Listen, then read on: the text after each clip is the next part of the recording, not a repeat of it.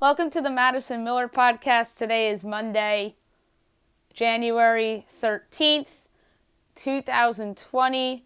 Today, we're going to talk about what went on from the weekend from NFL, college basketball, NBA, and NHL. We'll pick tonight's college football national championship game between Clemson and LSU, and my best bet of the day as well. But we must start today's show with addressing the penalty that Major League Baseball handed down to the Houston Astros. Initially, Major League Baseball suspended A.J. Hinch and Jeff Luhnow for 1 year.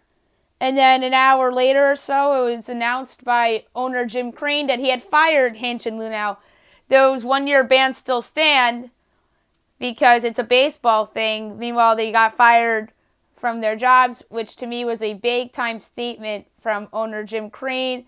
They lose first and second round picks in 2020 and 2021, and they were fined $5 million. So that is a very, very fair penalty, in my opinion. Good on Jim Crane to make the statement and fire Hinch and Luhnow. I did not see that coming, but I think that that was a ballsy move that he made there, but it was a move that I thought was necessary because obviously Crane is not happy with this at all, and he wanted to make a statement, and his statement was to fire his GM and manager, and this is, I think, blows to the Astros, especially Luhnow's, because he was the orchestrator of this rebuild that they had going before they became a contender. And then Hinch, obviously, was the manager. He did a great job as their manager, but ultimately it's tainted because of this scandal. And it's sad because the reputation of these two gentlemen have changed forever because of this. And I'm curious to see if any of these gentlemen will end up as GM and manager respectively elsewhere in 2021. It's funny because I've seen coaches and players get suspended for cheating before in other sports. And for example, obviously, Sean Payton with the Saints for Bountygate. He was suspended for the year, but the Saints ownership didn't fire Sean Payton. Bill Belichick wasn't fired for Deflategate. The Patriots didn't cut Tom Brady for Deflategate. Brady's suspension was 4 or 5 games, and then obviously Belichick did not get suspended. Sean Payton from the Saints got suspended a whole season for Bountygate. And then, so this was obviously a stronger statement done by Major League Baseball than what the NFL did to teams that cheated. And I'm fascinated to see what comes down for the Red Sox 2018. It was reported that they were cheating as well. Alex Cora, I'm expecting to get a big-time punishment for not only his involvement in the Astros situation when he was A.J. Hinch's bench coach, but this Red Sox thing, that obviously he was the manager for that team.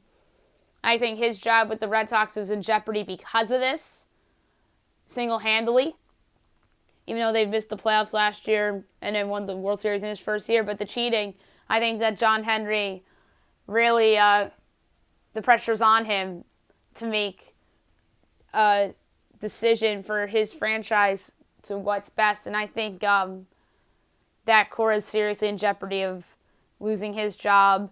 And another person that's involved in this is Mets manager Carlos Beltran, who was just hired in the offseason to be their new boss. And apparently he was one of the ringleaders in this as well. Obviously Cora, Hinch, and other players were involved, Altuve, Correa, etc. But I'm interested to see what kind of, or if any punishment Beltran gets.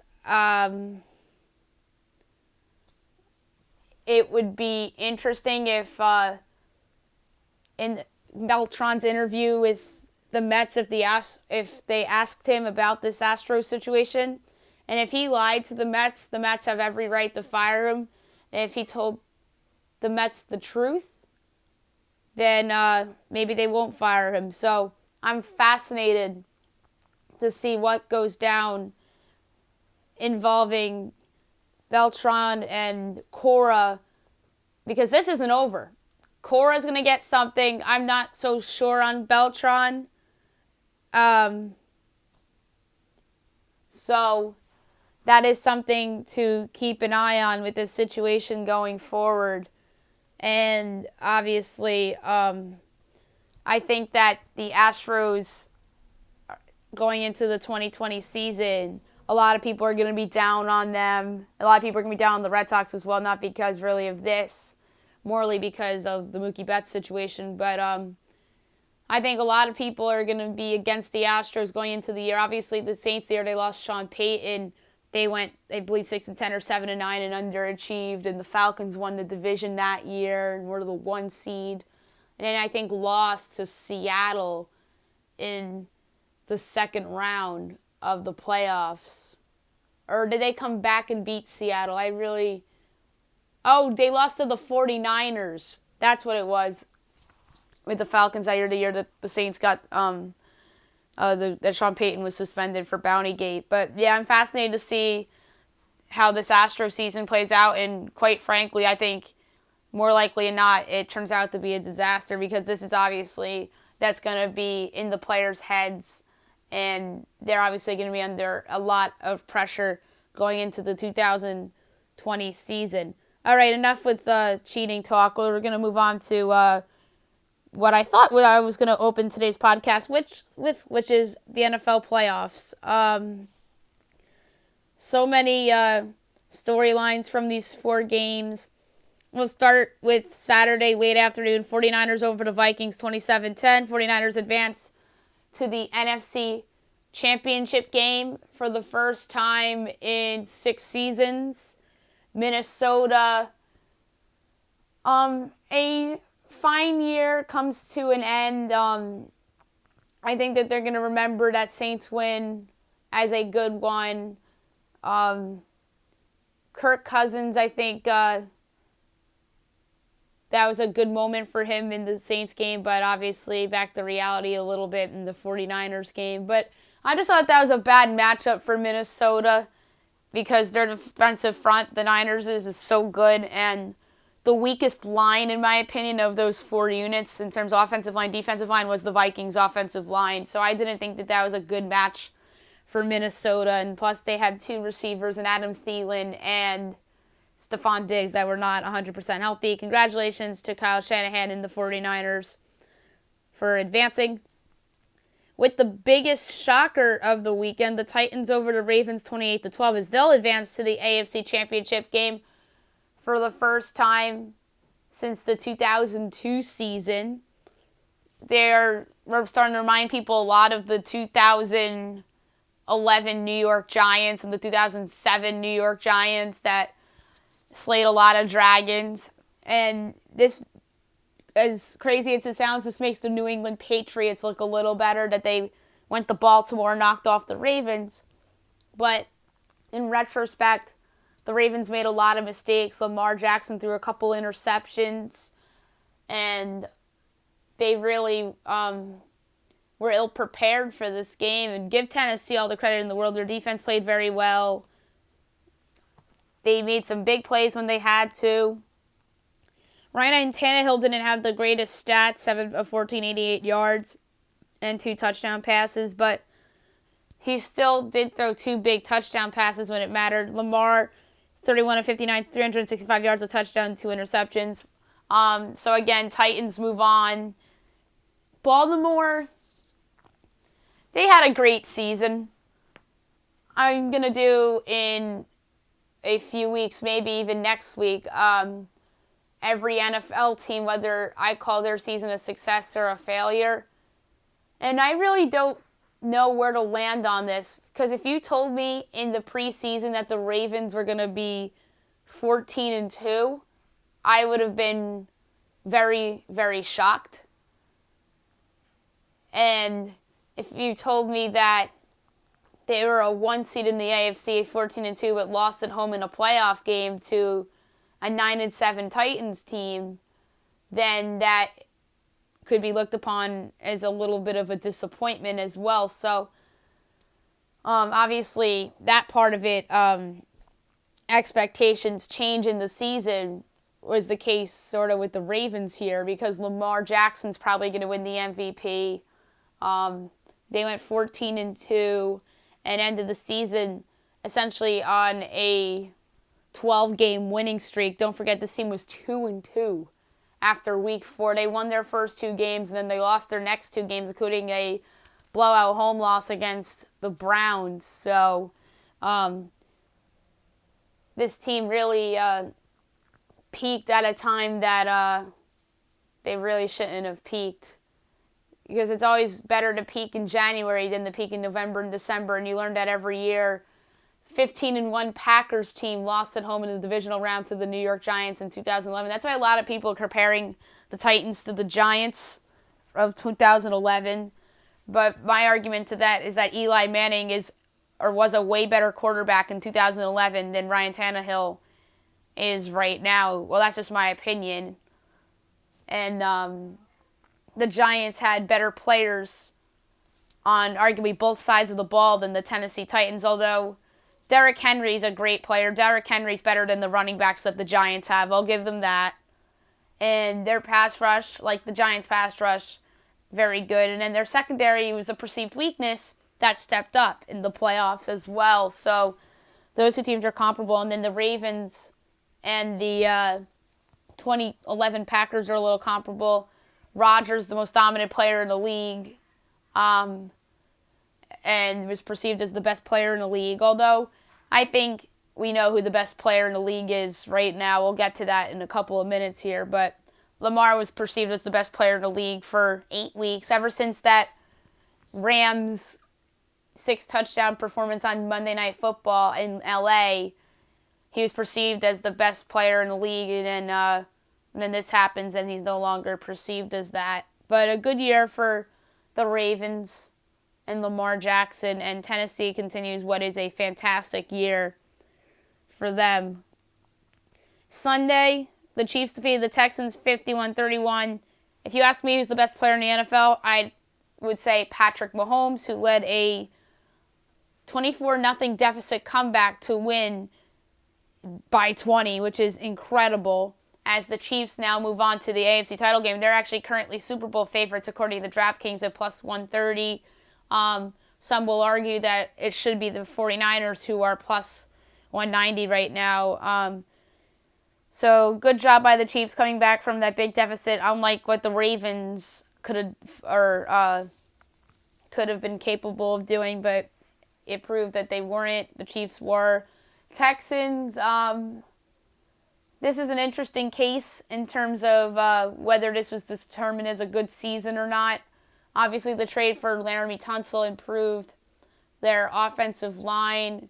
My takeaway from this game from a Texan standpoint is Bill O'Brien might have cost himself a job here, but obviously they're not going to fire him today because of the Astros situation. So you would think that they're going to wait a couple days till Astros talk dies down, and then they'll fire Bill O'Brien. I think he's going to get fired. That's a bad loss, blowing a 24-0 lead and getting too cute there, going for it on 4th down instead of making a field goal, faking a punt, and not getting the first down there. So that's what I call getting cute when you're up big.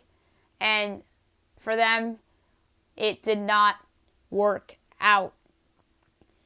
And Deshaun Watson put up a fantastic game, in my opinion, obviously. But it's just that what's around him that's holding this guy back.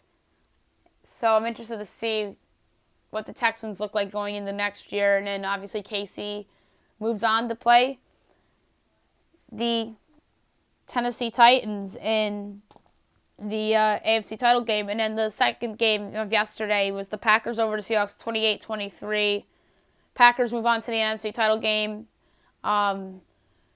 Great throwback performance by Aaron Rodgers. He looked like the Aaron Rodgers of old, the Aaron Rodgers who won 2 MVPs in the prime of his career. So good on Aaron Rodgers for stepping up when it matters the most. Seattle, they had a great year. Russell Wilson is just awesome.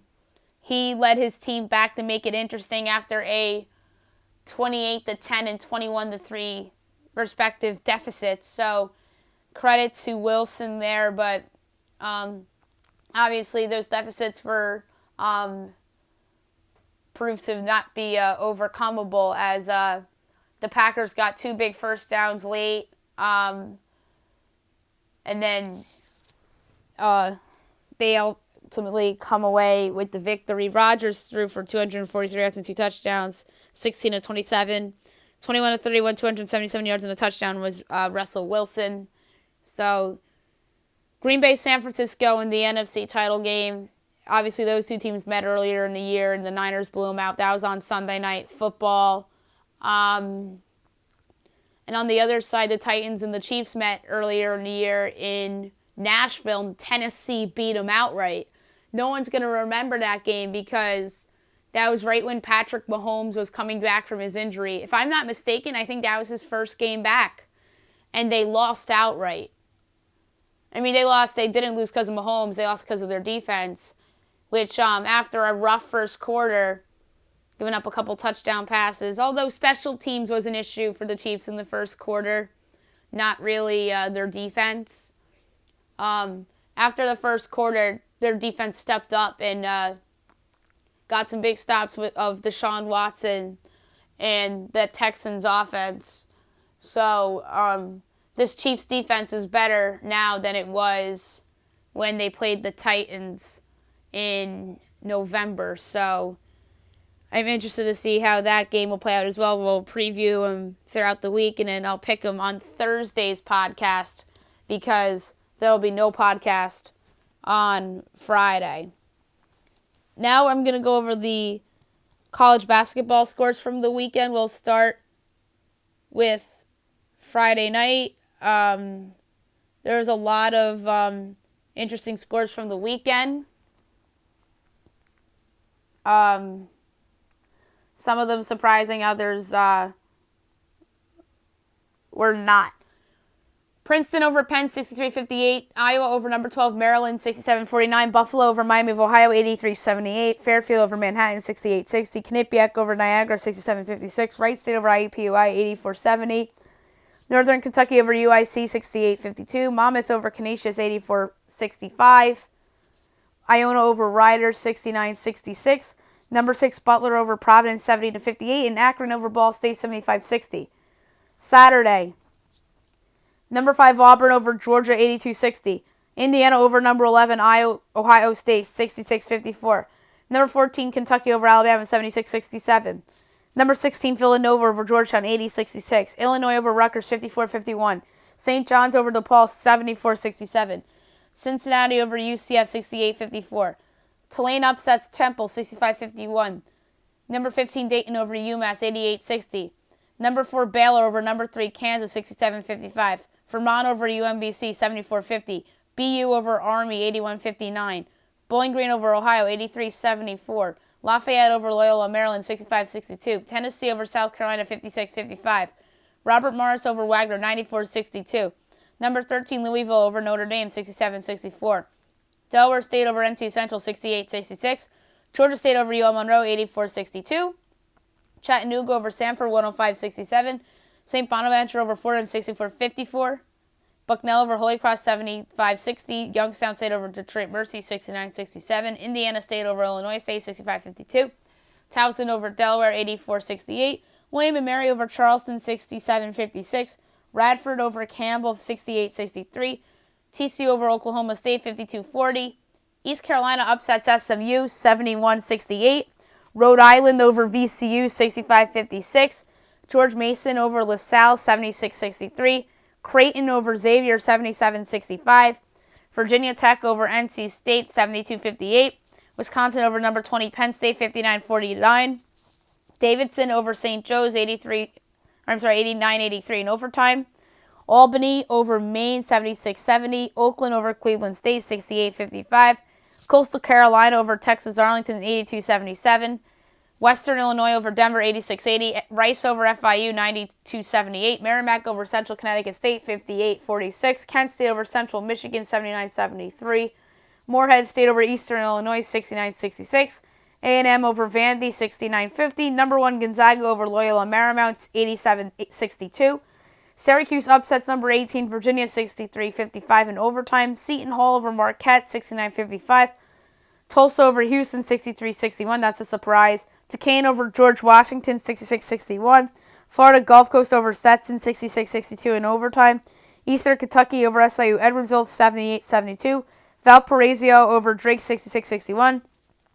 Loyola Chicago over Evansville, 78-44. Alon over UNC Wilmington, 80-63. Drexel over James Madison, 78-71. Mount St. Mary's over Bryant, 67-65. Presbyterian over High Point, 77-62. Colgate over Navy, 70-63. Northern Iowa over Missouri State, 80-57.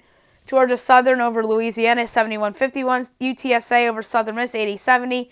North Texas over FAU, 81-58. Charlotte over Old Dominion, 53-47. East Tennessee State over VMI, 61-55. Bethune-Cookman over Coppin State, 85-80. Norfolk State over Howard, 71-63. Central Arkansas over Sam Houston State, 89-82. McNeese over Northwestern State, 65-76. Or 85-76, my bad. Abilene Christian over A&M Corpus Christi, 68-56. Clemson upsets North Carolina, 78-76 in overtime. North Carolina A&T over Maryland Eastern, 91-53. Florida A&M over Morgan State, 77-68. LIU over Fairleigh Dickinson, 84-70. South Dakota over Omaha, 91-81. Northern Illinois over Eastern Michigan, 71-68. Northwestern over Nebraska, 62-57. North Alabama over Lipscomb, 82-69. NJIT over North Florida, 78-66. Nichols over Southeast Louisiana, 69-58. Arkansas State over Troy, 76-68 in overtime. Austin Peay over Jacksonville State, 71-67. Western Carolina over Mercer, 79-71. Liberty over Jacksonville, 54-37. Texas State over App State, 82-57. Colorado State over San Jose State, 81-70. Incarnate Word over New Orleans, 73-70. Tennessee State over Southeast Missouri State, 75-73. UMass Lowell over Binghamton, 85-66. South Alabama over Little Rock, 53-43. Belmont over Tennessee Martin, 85-78. UNC Asheville over Charleston Southern, 71-59.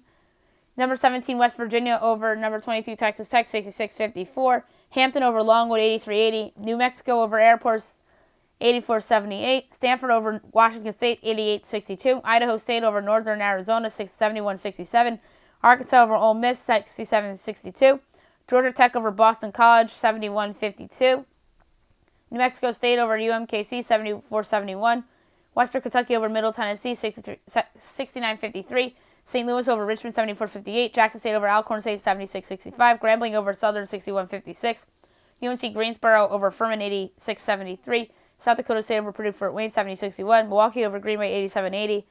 Toledo over Western Michigan, 67-59. Wofford over the Citadel, 73-71. St. Francis, Pennsylvania over St. Francis, Brooklyn, 81-80. San Francisco over Pacific, 79-75. UNLV over Wyoming, 78-69 in overtime. Stony Brook over New Hampshire, 73-48. Winthrop over Gardner-Webb, 95-99 in triple overtime. Lehigh over American, 82-78. Number 2 Duke over Wake Forest, 90-59. UC Riverside over Cal State Fullerton, 65-59. Bradley over Southern Illinois, 67-48. LSU over Mississippi State, 60-59. Portland State over Montana State, 77-76. Cal over Washington, 61-58 in overtime. Iowa State over Oklahoma, 81-68. Texas over Kansas State, 64-50. UAB over Marshall, 61-50. Oral Roberts over North Dakota, 88-73. Lamar over Houston Baptist, 102-92. Utah State over Nevada, 80-70. Cal Baptist over Grand Canyon, 61-57. Texas Rio Grande over Chicago State, 83-67. Santa Clara over St. Mary's, 67-66. That's a pretty big upset. Alabama A&M over Arkansas Pine Bluff, 59-49. Texas Southern over Prairie View, 71-67. Murray State over Tennessee Tech, 81-69. Mizzou over Florida, 91-75. Alabama State over Mississippi Valley State, 81-75. La Tech over UTEP, 64-61. BYU over Portland, 96-70. Number 7, San Diego State over Boise State, 83-65. Pepperdine over San Diego, 85-78. Seattle over Utah Valley, 83-50. USC over UCLA, 74-63. Long Beach State over US Santa Barbara, 55-52. UC Irvine over Hawaii, 74-60. Cal Poly over Cal State Northridge, 74-56. Sacramento over Weber State, 71-57. And last but not least, number 9, Oregon over Arizona State, 78-69. Sunday, Purdue upsets number 8, Michigan State, 71-42. Number 23, Wichita State over UConn, 89-86 in double overtime. Minnesota over number 19, Michigan, 75-67. Canisius over St. Peter, 72-58. Niagara over Iona, 70-69. Manhattan over Siena, 81-69. Rider over Marist, 69-52. Quinnipiac over Monmouth, 84-70. Northern Kentucky over IUPUI, 96-71. Yale over Johnson Wales, Rhode Island, 108-58. Memphis, number 21, Memphis over South Florida, 68-64. UIC over Wright State, 76-72. Number 25, Colorado over Utah, 91-52. Miami over Pitt, 66-58. And Oregon State over number 24, Arizona, 82-65. Today's slate underway at 4 o'clock was Jackson State and Southern. 6 o'clock, El Maria and Cornell. 7 o'clock, CBS Sports Network, Boston University and Loyola Maryland. BU is a 3.5-point favorite. I'm going to take the home dog here to win outright at plus 3.5. I just think that Loyola is the better team at home. I think BU is getting a little too much credit here. So in this spot, the better team is Loyola Maryland getting the 3.5. 7:30, Morgan State and Bethune-Cookman. NC A&T and Delaware State. South Carolina State and Howard. NC Central Maryland Eastern. Coppin State, Florida A&M at 8. 8:30, Grambling, Alcorn State. Mississippi Valley State and Alabama A&M.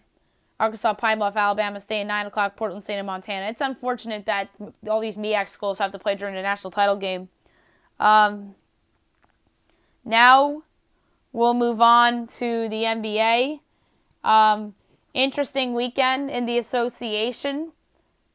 We'll start with Friday night.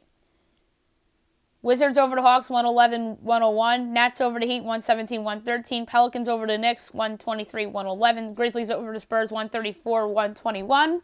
Pacers over the Bulls, 116-105. Suns over the Magic, 98-94. Jazz over the Hornets, 109-92. Lakers over the Mavs, 129-114. Bucks over the Kings, 127-106. And the Clippers over the Warriors, 109-100. All right, Saturday. Rockets over the Timberwolves, 139-109. Pelicans lose at the Celtics on the second of a back-to-back, 140-105. Good win for Boston. Bulls over the Pistons, 108-99. Bulls sweep the Pistons on the season. Lakers without LeBron, AD, and Danny Green beat the Thunder, 125-110. Mavs over the 76ers, 109-91.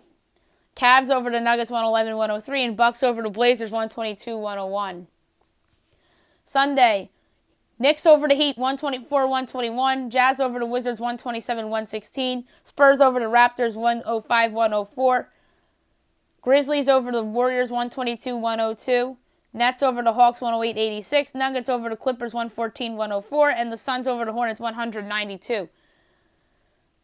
7 games tonight on the slate. 7 o'clock, Pelicans, Pistons, 76ers, Pacers. 7:30, Bulls, Celtics. 8 o'clock, Thunder, Timberwolves, Magic, Kings at 10 o'clock. Hornets, Trailblazers, and 10:30, the Cavaliers at the Lakers. So LeBron's former team comes to LA tonight. NHL time. We're going to go over the weekend slate and look ahead to tonight's slate. So we'll start again Friday night. Red Wings over the Senators, 3-2 in overtime. Hurricanes over the Coyotes, 3-0. Penguins over the Avs, 4-3 in overtime. Saturday, bigger slate. Canucks over the Sabres, 6-3. Habs over the Senators, 2-1 in OT.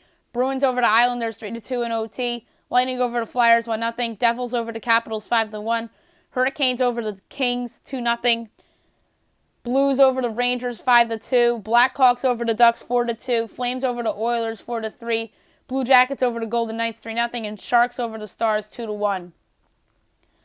Sunday, Preds over the Jets 1-0, Canucks over the Wild 4-1, Sabres over the Red Wings 5-1, Pens over the Coyotes 4-3 in a shootout, Panthers over the Maple Leafs 8-4. That's an impressive win, and the Devils over the Lightning 3-1. One quick note on the Devils is that they fired their GM Ray Shero over the weekend. Maybe I'll get Derek on at the end of the week. We'll talk about that and a lot more. I don't want to get the full detail into that because the Astros thing was out of the way, so that was a bigger deal. Tonight's slate, 7 o'clock, Islanders, Rangers, Flames, Canadians, Bruins, Flyers, Hurricanes, Capitals, and 8 o'clock, Ducks at the Blues. All right, guess the lines for the AFC and NFC championship games, respectively. Titans at the Chiefs is the first one, 3 o'clock on CBS. My guess for this was Chiefs minus 9.5. And by the way, these guesses are brought to you by DraftKings. The lines are brought to you by DraftKings. The guesses are brought to you from myself. So again, my guess, Chiefs minus 9.5, and it is Chiefs by 7.5. So if you want to take the Titans, you better get it before it goes down to 7. All right, second game, 6:40 on Fox. You have the Packers at the 49ers. I have the 49ers as an 8-point home favorite over the Packers, and it is 49ers by 7.5, so I was a half point off there.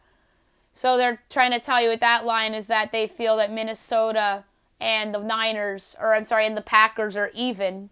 And with the other line, they're trying to tell you that the Titans are 2 points better than the Texans, which right now, I think it's fair to say that the Titans were the better team. And honestly, if they had Ryan Tannehill the whole season, they would have won that division, and Houston would have been the 6th seed. That probably would have beaten the Patriots, and then would have had the play against the Ravens, and they would have lost to the Ravens, and the Ravens would be playing either the Chiefs or the Titans in the AFC Championship game.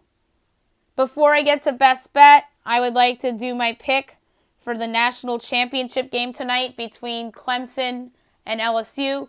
Clemson, as of right now, via DraftKings, is a 5-point favorite. The over-under is 67. Clemson, obviously, coming off the great win over Ohio State in the semifinal in the Fiesta Bowl. LSU coming off the big win over Oklahoma in the Peach Bowl. Both of these teams are great offensively. Clemson led by Trevor Lawrence and Travis Etienne, Justin Ross, D. Higgins. And on the other side, you have Joe Burrow, who won the Heisman Trophy. You have a lot of prominent players on that side of the ball, too. You have the really good running back, who reminds me a lot of Etienne. Clyde Edwards-Helaire. You also have Jefferson and Chase at wide receiver. You have Randy Moss's kid. So there's a lot to like on both sides of the ball. Both teams have solid special teams. But ultimately, for me, the difference in this game is the experience of the players from Clemson from the last couple of years. Some of those guys, I believe the seniors were on that first national title team in the 2016-17 season. And they weren't in the big game against Bama in the 17-18 year. That was Georgia. And then they lost to Bama in the semifinal when it was Kelly Bryant at quarterback. Some of those guys were in that team. And then a lot of those guys were there last year. And then now they're here this year. And then the other thing is that Clemson's defense is much better than Oklahoma's defense. Oklahoma's defense is Swiss cheese compared to Clemson. And Clemson has some really good players on defense. They have Isaiah Simmons. They have a lot of neat pass rushers as well. LSU has a good secondary. Grant Delpit and Kristen Fulton lead the way there. So there is the case to be made that LSU is better on defense. But Trevor Lawrence is undefeated in college. And I think that not only will Clemson cover the 5, I think they win the game outright. I'm going to say they win this 41-37 in an all-time game. It'll be much better than last year's game. I think Burrow will show up and play well. I just think that Lawrence is the best player on the field, and he'll prove to everybody why he could very well be the next great quarterback that's drafted and probably the best quarterback prospect since Andrew Luck to be drafted in 2021. Now, my best bet of the day, brought to you by DraftKings. It's only one bet today, and it's obviously Clemson. And I really feel super about this.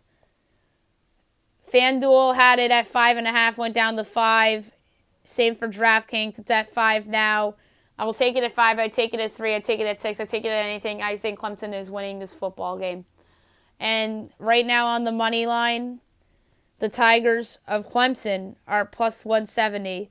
So, best bet of the day, Clemson plus 5. So, one day this week, you guys are going to get a treat and get 3 best bets because I normally do, on this new setup, 2 per day in 2 sports that I feel like picking them in. The last week I did all college and NBA, 1 college pick and 1 the NBA pick for most of the week. But the one time I didn't do the NBA best bet, I regretted it now looking back because I took the Golden State Warriors. Or I should have taken the Golden State Warriors and I didn't. And I took them in the picks I do when I pick the national games. So again, last week best bets, I went, I believe, 8-2, which is really, really, really good because I won with, on Friday I won with Akron and the Grizzlies. On Monday, I won with the Thunder and South Alabama. Tuesday, I won with Florida, giving 4.5 and the Thunder money line. And then Wednesday, I took Tulsa and Tulane. I won with Tulane and I lost with Tulsa, getting 9.5. And then Thursday, I took the Thunder getting 4 against the Rockets and Russell Westbrook and James Harden. I took FIU getting a lot of points against North Texas and lost. So 8-2, first week of best bets in the new forum. Hopefully we're off to a 1-0 start with the Clemson Tigers tonight getting 5 against the LSU Tigers. So that's it for today. Tomorrow I'm going to do a recap of the national title game, go through NBA, NHL, college basketball as well. Maybe we'll dive down more into the Astros situation. I'll probably do what we know and what I question involving some of the college basketball teams. I was planning on doing that today, but the Astros thing was important, so I wanted to get that out of the way today. We'll probably do the AAC and the ACC tomorrow. Wednesday we'll do the Big East, the Big Ten, and the Big 12. And then Thursday, we'll do the Pac-12, the SEC, and I'm going to pick a couple random teams that are doing well this year, like the Gonzagas, the St. Mary's, and teams like that. So enjoy the game tonight, and I hope you guys have a great day.